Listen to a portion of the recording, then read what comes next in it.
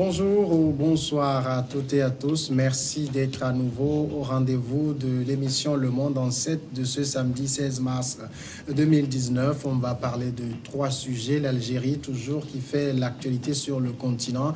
Le renoncement à un 5e mandat d'Abdelaziz Bouteflika. Est-ce une ruse ou une capitulation? Nous irons de l'autre côté au Bénin évoquer la confirmation par la Cour constitutionnelle du rejet des dossiers de l'opposition dans la course aux législatives.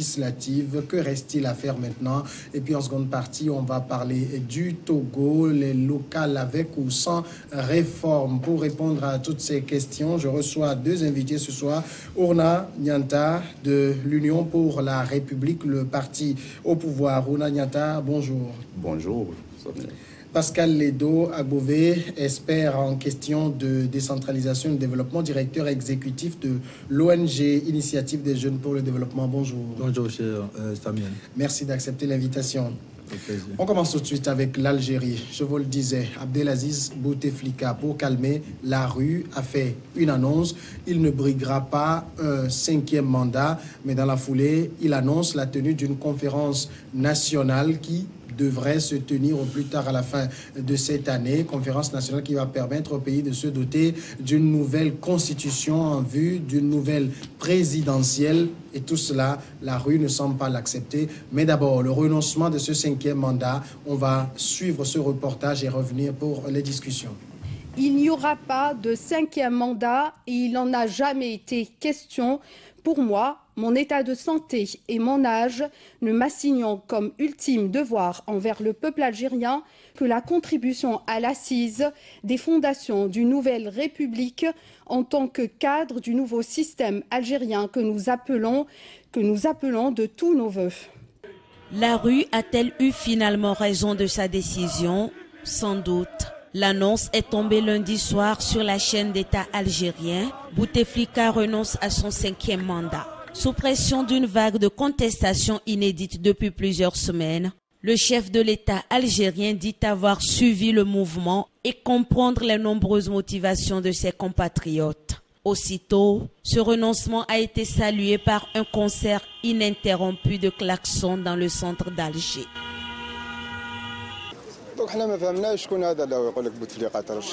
On ne comprend pas qui est derrière ces annonces que Bouteflika se porte candidat, se retire. Nous, ce qu'on aimerait, c'est que ces personnes qui sont en train de décider, ce système pourri qui s'est emparé du pays partent. Bouteflika est un vieux monsieur. La question n'est plus qu'il soit candidat ou pas. On veut un nouveau gouvernement. C'est ce que veut ce peuple.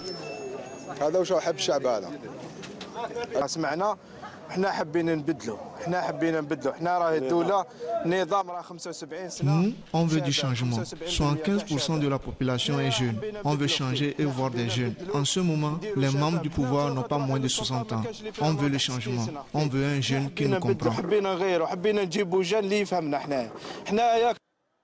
Cette nouvelle implique le report sine-die de la présidentielle du 18 avril avec prolongement du mandat actuel de Bouteflika. Âgé de 82 ans, Abdelaziz Bouteflika est affaibli par les séquelles d'un AVC qui l'ont empêché de s'adresser de vive voix aux Algériens depuis 6 ans et qui ont rendu rares ses apparitions publiques. Désormais, les observateurs se demandent si ce retrait pourrait rassurer les Algériens et mettre fin aux manifestations dans les rues. Voilà donc pour l'Algérie. Alors, Pascal Ledo Agbové, les Algériens demandaient qu'il ne brigue pas un 5e mandat. Finalement, est-ce que Bouteflika ne profite pas de la situation pour prolonger le 4e? Oui, en suivant l'élément qui vient d'être passé, je me dis que les Algériens, les jeunes ont raison, parce qu'en voyant même l'état de leur président, il n'est plus en mesure, normalement, de conduire les affaires. Donc, quand même, je sais que ce n'est pas lui, c'est son clan et ses alliés qui cherchent à le maintenir au pouvoir. Et je pense qu'il faut quand même, je dis que c'est une façon de calmer les jeunes, mais il faut peut-être approfondir les réflexions pour voir s'il n'y a pas d'autres problèmes plus sérieux au niveau du pays qui cherchent à résoudre. Mais fondamentalement, le fait de renoncer quand même au 5e mandat, c'est une bonne chose. Mais maintenant, qu'est-ce qui l'amène à organiser une conférence nationale du moment où, si les élections devaient se tenir le 18 avril, il devait être candidat. Voilà, donc s'il avait annoncé la conférence nationale plus tôt, on aurait pu le comprendre. Maintenant qu'il renonce à son mandat, 5e mandat, il demande la conférence nationale. Pourquoi? Donc, je me dis que nos présidents devaient être beaucoup plus réalistes parce qu'aujourd'hui, il est question de tenir compte des enjeux actuels pour voir est-ce qu'on est apte à répondre aux besoins aux besoins sociaux de la population. Donc, vu son état, je ne pense pas que normalement il devait être encore candidat. Oui. Donc, les jeunes ont raison. Ce n'est pas une question de jeunes, aussi de vieux. Moi, je ne m'inscris pas dans cette logique pour dire que il est vieux, nous voulons les jeunes, pas forcément. Les jeunes ont quand même des acquis. Mais ça a été dit qu'ils veulent, parce que la plupart de ceux qui dirigent ont plus de 60 ans. Et dans le reportage, j'ai entendu quelqu'un dire la population algérienne est à 75% composée de jeunes. Absolument. Donc, je crois que si les jeunes peuvent tenir, c'est une bonne chose. Moi, j'ai toujours dit qu'il est quand même important qu'on puisse négocier un temps de transfert de compétences. C'est très important. Et parfois, les jeunes sont pressés, mais quand on est responsable, ils n'arrivent pas à assumer convenablement la responsabilité qui est le leur. Donc, il est important quand même qu'on puisse vraiment analyser la situation de près. Mais ce qui a salué dans cet élément, c'est que le monsieur a accepté de renoncer à son 5e mandat. C'est une bonne chose. Maintenant, il appartient maintenant de voir parmi les candidats ou bien le contexte actuel, est-ce qu'il y a lieu d'organiser la conférence nationale ou bien faire pression pour aller aux élections très rapidement. C'est la question. Ounaniata, finalement, est-ce qu'on est en droit de se dire que la rue a fait capituler Bouteflika? Non, je ne crois pas. Dans sa déclaration, il dit n'avoir jamais eu l'intention de briguer un 5e mandat. Mais il a déposé son dossier. Ce qu'il faut noter, c'est que le peuple algérien a exprimé un besoin de rupture. Et à ce besoin de rupture, Abdelaziz Bouteflika et ses collaborateurs ont donné une réponse. Donc il faut suivre l'évolution des événements. Je pense fondamentalement que l'Algérie a besoin d'une rupture. L'Algérie a besoin de passer à une nouvelle ère. Donc, il est nécessaire, effectivement, que ces assises nationales aient lieu pour recueillir la vie des différentes couches de la société algérienne pour qu'ensemble, ils puissent définir quel modèle il faut pour la gestion de l'Algérie. Aussi, il faut noter, j'ai écouté le Premier ministre algérien qui a annoncé la formation d'un gouvernement dans les prochains jours, mais un gouvernement de jeunes, un gouvernement à 90% composé de jeunes. C'est aussi une réponse à la demande de la société algérienne. Je pense que c'est très, très important. Mais on pouvait anticiper quand on gouverne, qu'on a tous les services de renseignement à disposition, on a toutes les institutions à disposition. Il faut pouvoir anticiper pour ne pas amener le peuple à se retrouver dans la rue et à devenir parfois incontrôlable. Parce qu'aujourd'hui, vous voyez, malgré les décisions positives qui sont prises, les gens continuent pas à se retrouver dans la rue. Et quand vous avez comme interlocuteur la rue, parce que là, il n'y a pas de leader devant avec qui donne de mots. Donc, quand vous avez comme l'interlocuteur la rue, ça devient vraiment très difficile. Mais vous comprenez quand même l'enjeu qui se joue, c'est-à-dire ce conflit de génération? Oui, mais c'est historique. Ce conflit est historique. On le retrouve dans tous les pays, surtout dans le monde politique. Donc, vous voyez, les jeunes veulent avoir plus de place. Ils veulent avancer rapidement. Vous savez, dans nos pays aussi, il y a la culture. On demande aux jeunes d'attendre, qu'ils sont trop pressés. Parfois, on étouffe les énergies. Et cela n'aide pas véritablement nos pays. Il faut revoir les choses, il faut changer de paradigme. pour pouvoir mieux avancer. Et aujourd'hui, est-ce qu'on peut aussi dire que la population algérienne, surtout ces 75% de jeunes, sont un peu influencés par ce phénomène qu'on voit en Occident, en France, en Belgique, au Canada, etc., où des jeunes prennent le devant du pouvoir politique? Ce qui arrive en Algérie doit nous inquiéter parce que, vous savez, il y a beaucoup d'Algériens en France et beaucoup de Français en Algérie. Oui. Donc, ce qui se passe en France les encourage, les motive.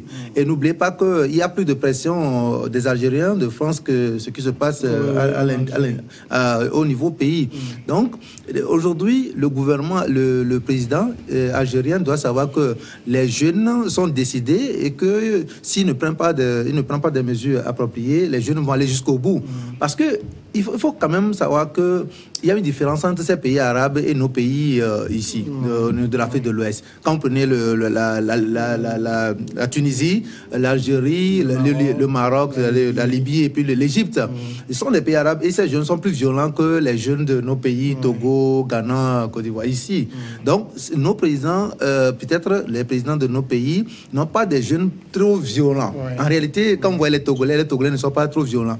Mais les jeunes algériens sont très violents. Mais on les a vus assez pacifiques dans leurs manifestations.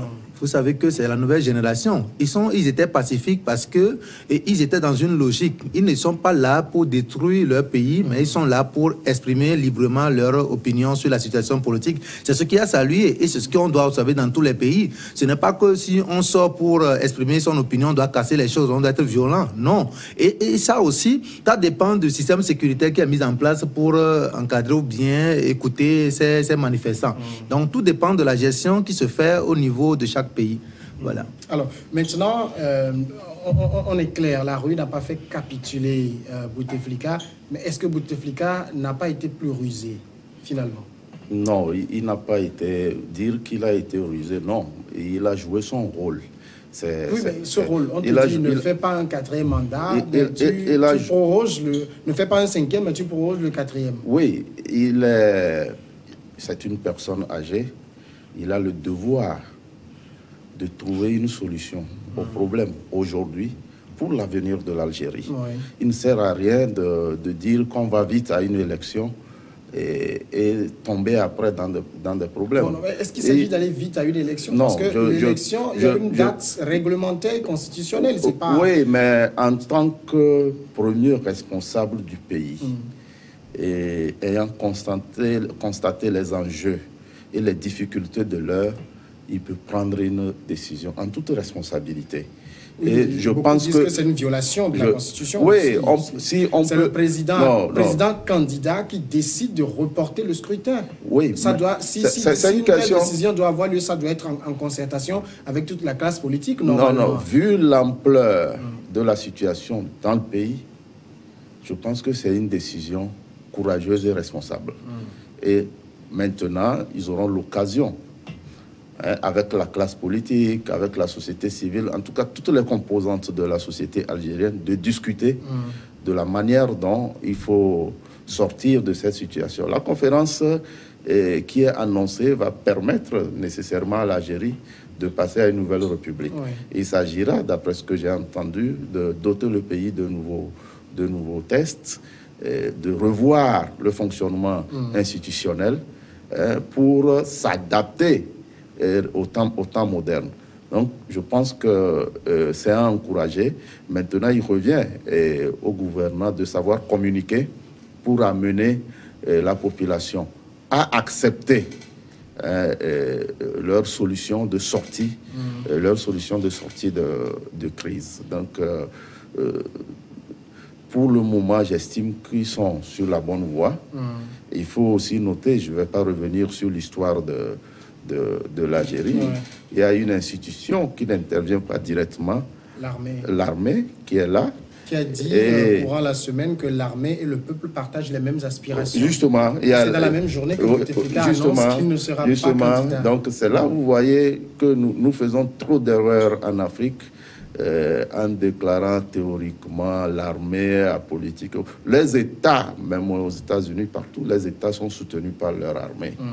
Et donc, l'armée... Qui, en principe, ne doit pas intervenir dans le jeu politique. Ah oui, mais elle intervient... Sauf s'il y a des risques de déstabilisation. Elle intervient pour sauver l'État quand l'État est en danger. Mais là l'État n'est pas encore en danger. Non, mais là, l'État est en danger. Parce que, vu l'ampleur des manifestations, il suffisait que le gouvernement fonce tête baissée pour que le pays s'explose. Donc, l'armée, dans ce cas, prend ses responsabilités pour dire aux gens, nous avons une vue plus large de la situation, nous avons nos services de renseignement, nous avons tout, voilà la situation, nous pensons que vous devez faire ceci, vous devez aller dans ce sens pour que notre pays soit stable. Alors, et c'est ce qui est fait. Pascal Agboveya, tout à l'heure dans le reportage, on a entendu un jeune dire « Ce système pourri qui s'est emparé du pouvoir doit partir ».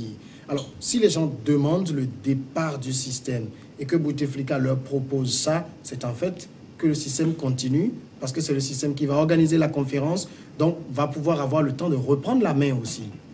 Oui, j'ai dit quelque chose dans mon intervention. Vous savez que ce n'est pas peut-être le président, celui qui incarne le pouvoir, mais c'est son clan et ses alliés. Oui. Donc, connaissant peut-être les réalités de son pays, et il se dit, si moi je me retire, est-ce que mes collaborateurs, les membres de mon clan, tout ça là, ils vont s'inscrire dans la même logique que moi? Je ne pense pas que si on prenait le président Bouteflika individuellement, en tant qu'individu, il accepterait peut-être d'être candidat. Mais peut-être il y a eu des pressions autour de lui et qui dit d'accord, ok, il faut être candidat. En réalité, vu son état, est-ce que c'est lui qui gère en réalité, actuellement le pays? Donc, c'est son clan et ses alliés. Donc, je me dis qu'il faut tenir compte de ça. Je ne m'inscris pas totalement dans la logique de mon collègue parce que il essaie déjà prononcé qu'il est candidat au scrutin présidentiel prochain. Ça veut dire qu'il est sur la liste des candidats. Maintenant qu'il se retire, pourquoi il change totalement les règles du jeu, c'est-à-dire le processus? C'est ce qui est inquiétant. S'il avait annoncé la tenue de la conférence nationale plus tôt, alors on aurait pu le comprendre. Non, mais une précision, parce que vous dites, on se retrouve dans le même discours. Le président dit qu'il n'a jamais eu l'intention de briguer un cinquième mandat. Mais entre ça veut dire, après, ça veut dire que de façon indirecte, il désavoue un certain nombre de collaborateurs qui essayent de l'amener dans un schéma. Voilà, en fait, c'est ça la réalité. Voilà, c'est ça. Donc, il faut plutôt apprécier son acte. C'est-à-dire, il a tout dit des réalités. Là où il est, à son âge, sa fatigue, qu'il n'a pas l'intention, il n'a jamais eu l'intention de briguer un cinquième mandat. Qui a déposé sa candidature? C'est pas lui. Voilà, donc c'est ce que ce que je disais, que ce n'est pas lui là, en tant que tel, mais c'est son clan et ses alliés. Les gens disent qu'il n'a qu'à être candidat parce qu'il veut profiter des privilèges liés à cette fonction qu'il incarne. Maintenant que la rue a réagi, Bouteflika, je peux le comprendre parce qu'il sait à peu près ce qui se passe autour de lui. Il se dit, si je laisse le pays comme ça, il peut y avoir affrontement entre peut-être les membres de mon clan et puis les partis adverses. C'est pour des raisons qu'il propose cette solution intermédiaire pour amener les deux camps à trouver des formules consensuelle pour aller aux élections dans un climat apaisé. Ça, on peut le comprendre. Mais l'annonce peut-être peut surprendre, mais on peut quand même comprendre que c'est compte tenu des réalités de terrain. Les jeunes n'ont qu'à comprendre. L'essentiel, c'est de former... Ce qu'on aurait peut-être souhaité de lui, c'est que cette annonce, par exemple, de report, soit en concertation avec toute la classe politique. Mais là, le monsieur, il voit la rue, il dit, bon, je ne vais plus être candidat à un cinquième mandat, mais en même temps, on arrête tout le processus, on fait une conférence nationale, on écrit une nouvelle constitution et on aura des élections pour X temps. De son propre chef, il décide de ça. Oui, c'est ça aussi la réalité dans nos pays. Bon, parfois les hommes sont plus forts que les institutions. Bon, mais il faut quand même... Chaque pays a ses réalités. On ne peut pas être à l'extérieur et mieux comprendre certaines choses. Et donc, nous ne pouvons que donner notre point de vue en tant qu'observateur extérieur. Mais quand on va à l'interne, on peut-être se rendra compte qu'il y a certaines réalités qui l'amènent à prendre cette option. Mais on voit clairement que, par exemple, hier, vendredi, des centaines de milliers de personnes étaient encore dans la rue pour le dire. C'est pas ce qu'on vous demandait que vous êtes en train de faire. Non, mais c'est ce que je disais. Il faut anticiper pour éviter ces situations. Voilà. Puis je ne veux pas revenir sur l'histoire de l'Algérie que j'ai beaucoup lu. Je pense que le président algérien est sur la bonne voie. Il faut veiller à ce que le schéma aboutisse. La finalité, ce n'est pas les élections. La finalité, c'est la transformation profonde de la société algérienne. La transformation profonde du mode de gouvernance du pays. Oui, c'est la finalité. Est-ce que ce mode n'est pas en déphasage avec ce que veulent les populations? Parce que je rappelle qu'on ne serait pas en train de faire ce débat si les Algériens n'étaient pas descendus dans la rue. C'est normal. Aurait eu normalement son 5e mandat. Les populations ont exprimé leurs besoins. Mais en tant que sage, en tant que président de la République, il a pris ses responsabilités pour répondre aux aspirations des populations. Et il sait qu'il ne peut pas décider de tout. Il faut une assise nationale. Il faut recueillir les points de vue de toutes les composantes pour définir l'avenir. Et ça, je pense que c'est une bonne option. Il faut que les gens puissent accompagner cela d'une action de communication à l'endroit d'une population qui n'a plus visiblement confiance en ceux qui interviennent. Je pense que la formation du gouvernement va peut-être aider, c'est-à-dire la transformation que les gens vont, le changement que les gens vont observer au niveau de la composition du gouvernement et les nouveaux interlocuteurs qui vont, ça va quand même amener les gens à rester un peu calmes et à s'impliquer dans le processus de transformation de la société. Sinon, nous risquons de tomber dans une situation d'anarchie où les populations ne respecteront plus rien du tout. Mais est-ce qu'au-delà de ce qui se passe en Algérie, ce n'est pas aussi un problème d'absence de dauphin véritable qui puisse incarner la continuité? Si on est dans la logique d'un État, je crois que la question là ne mérite pas d'être posée. Parce que un État, ce n'est pas un individu. Donc, tu peux être président aujourd'hui, demain, l'autre peut être président. On n'a pas besoin forcément d'être dans le même parti politique. Voilà, c'est ça. Donc, je crois qu'il y a une réalité en Afrique, puisque nous avons hérité ce système de royaume. Ce qui fait que souvent, quand on est roi, c'est difficile de passer la main à une autre personne qui n'est pas issue de votre clan. Donc, c'est tout le problème en Afrique. Et ça, en réalité, l'histoire devait tenir compte de ça. La démocratie est venue bouleverser les choses. Sinon, nos parents héritaient du système de royaume. Donc, quand on est roi, donc la suite, il y a une succession. Donc, je crois que ça continue par quand même ronger la démocratie en Afrique. Sinon, si on est dans la logique d'un État, on n'a pas besoin de dire d'avoir un dauphin. C'est une compétition. Et tout citoyen a le droit d'être candidat aux élections. Un président n'a pas forcément besoin d'imposer son successeur. Il appartient au peuple souverain de décider ce qui doit prendre le destin, en fait. Il doit prendre la conduite du pays, en fait, le devant du pays. Vous comprenez un peu? Mais on est dans cette logique, je dis d'accord. Ça aussi, peut-être, c'est l'armée. Mon ami l'a dit, que si l'armée n'avait pas peut-être donné son avis, peut-être le président n'allait pas renoncer à son 5e mandat. Je le prends comme ça. Puis si on dit que c'est l'armée, le même jour, l'armée avait fait une sortie la matinée. Voilà, c'est au même jour là que le président a renoncé. Cela voudra dire naturellement que il y a peut-être cette position-là qui fait que les présidents sont obligés de proposer quelqu'un pour prendre la relève. Donc, et ça frustre un peu. Ça frustre, ce qui fait que le jeu démocratique n'est plus tellement respecté. Voilà ce qu'on peut noter. Monsieur le Dauphinat. Non, écoutez, monsieur Pascal, je suis d'accord avec vous, mais soyons réalistes. Soyons quand même réalistes. Quel est le niveau de nos populations? Vous voulez parler de niveau d'instruction? Non, pas du tout. Quel est le degré de compréhension du jeu démocratique dans nos pays? C'est une action d'élitiste. Et je pense qu'un peuple ne dirige pas, il se dirige. Et il y a des gens, depuis l'histoire, dans l'histoire du monde, qui réfléchissent à l'orientation à donner au peuple aujourd'hui et demain. Et il y a de ces personnes-là en Algérie qui ont une lecture profonde, qui connaissent l'histoire de la société algérienne et qui ont la capacité d'entrevoir l'avenir. Et donc, ce schéma, le schéma dans lequel on est aujourd'hui, je pense qu'il va conduire progressivement vers une solution durable. Mais la question de Dauphin, c'est aussi le problème de nos partis. Il faut commencer d'abord par les partis politiques. Dites-moi combien de partis politiques dans nos pays font de mutations en interne. Dites-moi combien de partis politiques, déjà au niveau des partis politiques.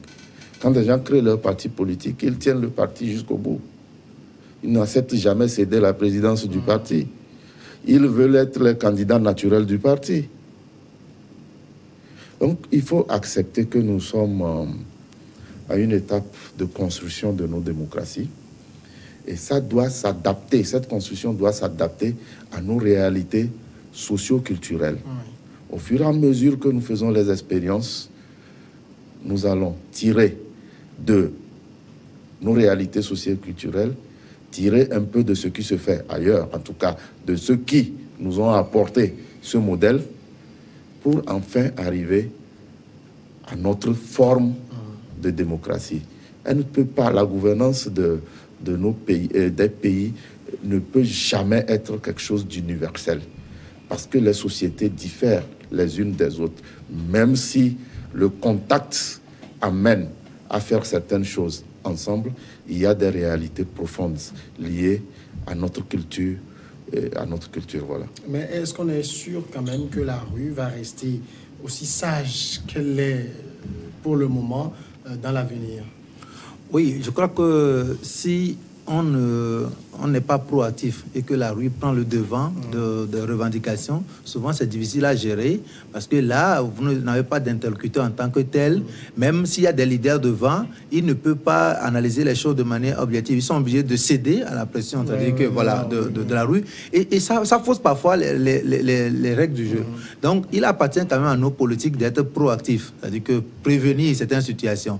Aujourd'hui, je tiens quand même à le dire, nos dirigeants ne peuvent plus gérer nos pays comme ceux qui avaient pris le devant de nos pays au lendemain des indépendances. C'est-à-dire que, voilà. Parce que le peuple est mûr aujourd'hui avec l'avènement des réseaux sociaux. Les jeunes sont informés et ils savent ce qui se passe ailleurs. Donc, s'ils ne vivent pas les mêmes situations que les autres, ils vont revendiquer les choses. Quand il y a quelque chose qui se passe, ils sont déjà informés. Ce qui fait qu'avec cette situation, on ne peut qu'être objectif, transparent, pragmatique, en étant réceptif aux doléances de sa population. En le faisant, je crois qu'on peut prévenir certaines situations. Donc, laisser le temps jusqu'à ce que la rue ne prenne le devant des revendications, souvent c'est difficile à gérer. C'est ce que je peux dire. D'accord, on va passer maintenant au second sujet, c'est le Bénin. Au Bénin, la Cour constitutionnelle a jugé mercredi conforme à la Constitution la décision de la Commission électorale nationale autonome d'invalider les candidatures de l'opposition législative du 28 avril. La décision rendue par la Sénat la semaine dernière n'est pas contraire à la Constitution, a annoncé la Cour devant la presse, déboutant ainsi les recours des partis concernés qui se retrouvent ainsi exclus du processus électoral. L'Union sociale libérale et le Parti du renouveau démocratique ainsi que le mouvement des élites engagé pour l'émancipation du Bénin, également écarté, avaient déposé un recours en inconstitutionnalité suite au rejet de leur dossier de candidature. D'autres partis d'opposition n'avaient même pas pu s'enregistrer pour examen par la Sénat, faute de dossier complet. Et par ailleurs, dans le même registre, la Cour a confirmé la validation des deux dossiers de l'Union progressiste et le Bloc républicain, seule liste en lice pour les législatives et proche du président Patrice Talon. Voilà, Ourana Niatta, une décision de la Cour constitutionnelle que beaucoup ont du mal à comprendre, parce que la Cour dit que la décision est conforme à la Constitution, alors que le test sur lequel on s'est basé n'existe ni dans le Code électoral, ni dans la Charte des partis politiques. Non, j'évitais vraiment d'intervenir sur les questions liées à la démocratie telle qu'elle fonctionne au Bénin. Et, vous savez, c'est une démocratie très fragile. Il y a eu régulièrement changement d'hommes à la tête de l'État. Mais j'ai fait que les Béninois m'en excusent. Il y a encore plus à intégrer la vertu au cœur de l'action politique. Et j'espère que mes amis me comprendront parce que j'ai beaucoup d'amis politiques au Bénin. La situation que ce pays vit aujourd'hui est déplorable et elle est inquiétante. Elle est inquiétante parce que c'est nos voisins et la tension est en train de monter. Et elle monte parce que les hommes politiques eux-mêmes ne se disent pas la vérité et ils ne veulent pas dire la vérité au peuple. Il faut qu'ils se résolvent à discuter profondément, à se dire eux-mêmes la vérité et à dire la vérité au peuple que d'amener les gens à s'affronter et en arriver aux pertes en vies humaines. C'est l'occasion pour moi d'interpeller la CEDEAO pour que rapidement des dispositions soient prises pour apaiser ce pays parce que nous sommes en train d'aller dans une situation qui risque d'être incontrôlable. Bon, au-delà de la décision de la Cour constitutionnelle, je pense que le dialogue politique se poursuit. Et il y a eu des discussions hier à l'Assemblée nationale. J'ai vu mon ami, l'honorable Dakpe Soussou, qui était à l'Assemblée au niveau de la réunion des présidents de commission, pour examiner un certain nombre de points. Et j'espère que ce travail de l'Assemblée nationale va donner quelque chose. Maintenant, quant à la décision de la Cour constitutionnelle, il revient aux juristes d'analyser. Mais je crois qu'il y a quelque chose qui ne va pas. Qui ne va pas. Alors maintenant, est-ce que l'opposition béninoise, parce qu'elle ne se retrouve pas, comment dire, un peu confinée, est-ce qu'elle a encore une marge de manœuvre à pas négocier avec le président Talon? Bon, négocier, je pense que si on est dans un état de droit, qu'il y a des institutions qui sont là pour jouer leur rôle. Il n'appartient pas au président, par exemple, d'imposer quoi que ce soit à la Cour constitutionnelle. Je donne cet exemple. Donc, mais ce qu'il faut noter, c'est que nous devons comprendre qu'aujourd'hui, on ne peut pas parler de développement sans parler de la stabilité sociopolitique. Ça, c'est une condition pour vraiment faire le développement. C'est pour cette raison que les premiers responsables de nos États doivent tout faire pour qu'il y ait apaisement. Donc, essayer de concilier les bords, c'est que les différents bords politiques, tout ça, c'est une manière d'instaurer la paix, la stabilité, pour que tous les citoyens puissent apporter leur contribution au développement du pays. Donc, il appartient quand même au président de voir ce qu'il faut faire. Mais fondamentalement, je ne pense pas que le président ne peut, en tout cas à mon avis, si on est dans un état de droit, il n'appartient pas au président maintenant de prendre une décision pour contredire ce que la Cour constitutionnelle a décidé, à mon avis. À mon avis, je ne suis pas juriste, mais je pense que c'est comme ça. Maintenant, est-ce que les éléments qui sont prouvés, sur lesquels la Cour constitutionnelle s'est basée pour prendre sa décision sont fondés? Est-ce que donc c'est là où les juristes peuvent intervenir pour dire oui, la décision de la Cour constitutionnelle est injuste parce que ce n'est pas basé sur des éléments réels ou bien fondés, tout ça. Donc, mais les thèses sont là. Ce sont les hommes qui font des thèses et on peut arriver à trouver quand même un compromis politique pour qu'il y ait apaisement dans le pays. C'est ce que nous pouvons. Est-ce que c'est parce que Talon cherche à faire, c'est-à-dire, on a vu la Cour constitutionnelle a pris sa décision, on sait que ces décisions sont inattaquables, Talon va jouer, maintenant je vais permettre qu'il y ait des discussions pour qu'on puisse intégrer des gens dans le jeu politique pour montrer que oui, je suis le président de l'ouverture, celui-là qui accepte malgré les tests d'ouvrir le jeu politique à tout le monde. C'est dans ce schéma qu'il se trouve?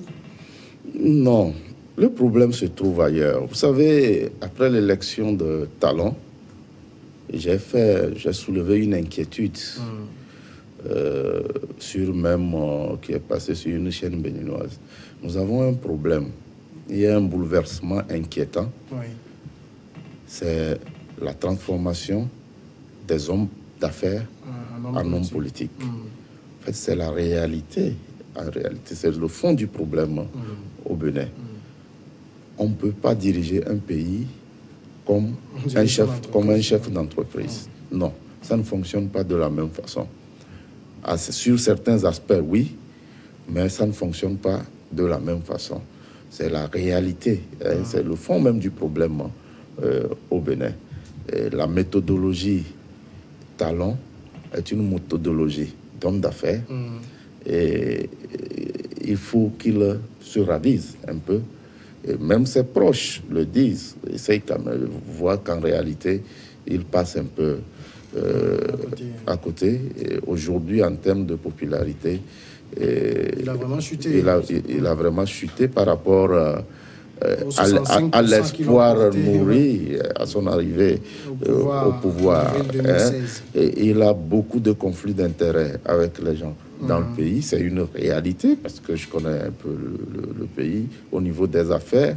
Et vous ne pouvez pas être un président de la République et vos entreprises mettent la main sur tout. Vous êtes mêlé à tous les marchés et autres de façon indirecte, même si les gens ne l'expriment pas, en réalité, c'est le fond du problème. D'où la nécessité d'une discussion.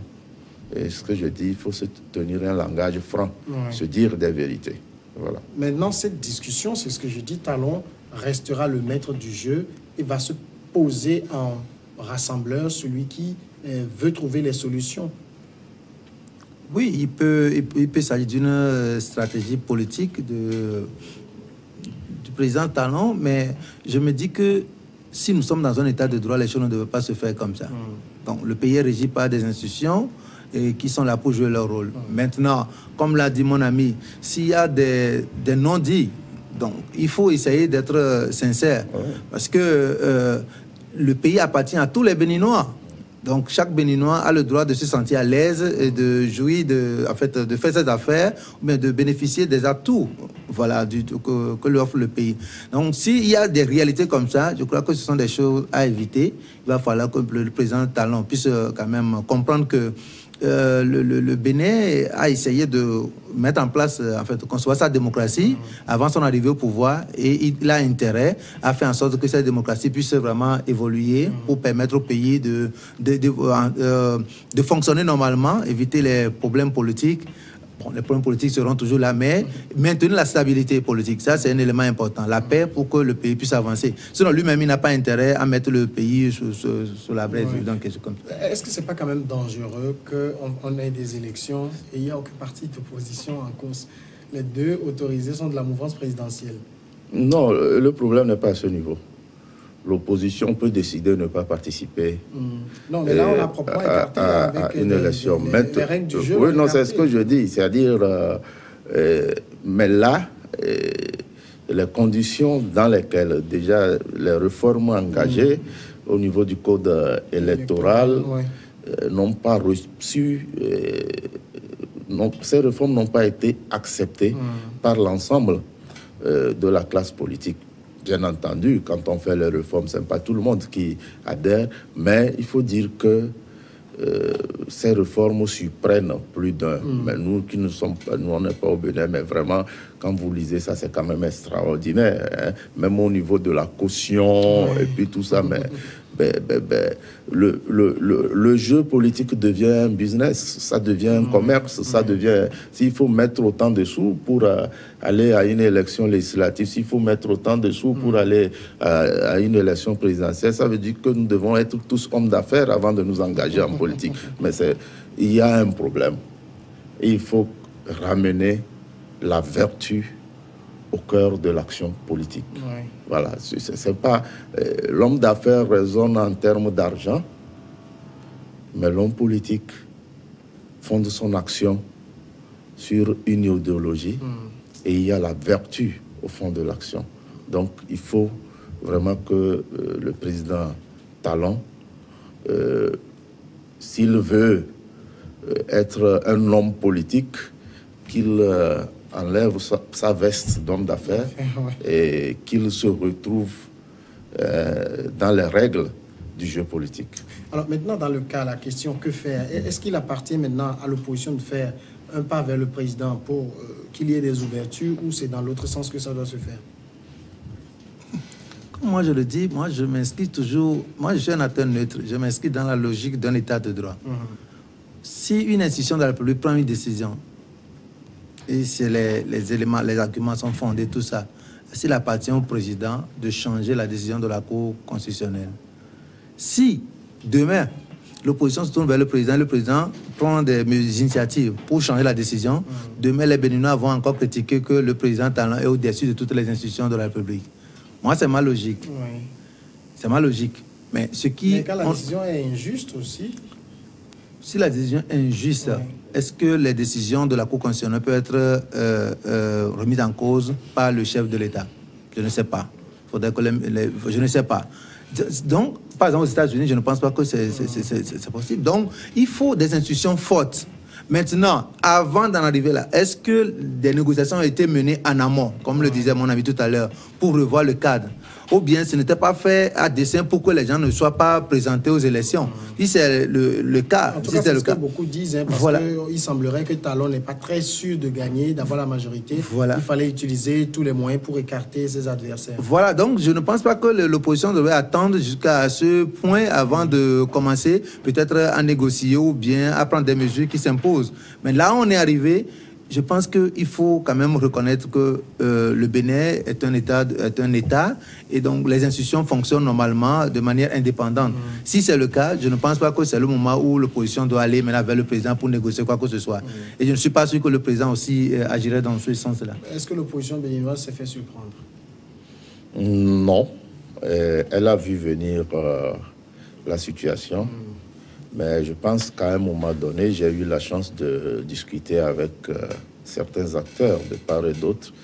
Les gens ont privilégié le contact de coulisses pour en arriver à un consensus, mais malheureusement, cela n'a pas donné un résultat. Et à un moment donné, les choses ont pris une vitesse et ils étaient obligés d'appeler et les populations à la rescousse. Donc, je crois que c'est ça. Et le Bénin est en danger. Il faut avoir le courage de le dire et inviter les institutions sous-régionales à prendre leurs responsabilités. Les institutions, moi je ne crois pas. Quand les institutions sous-régionales vont intervenir, elles diront que le Bénin est un état de droit, on respecte les tests du Bénin. On va marquer la pause et on revient après le journal, continuer la seconde partie.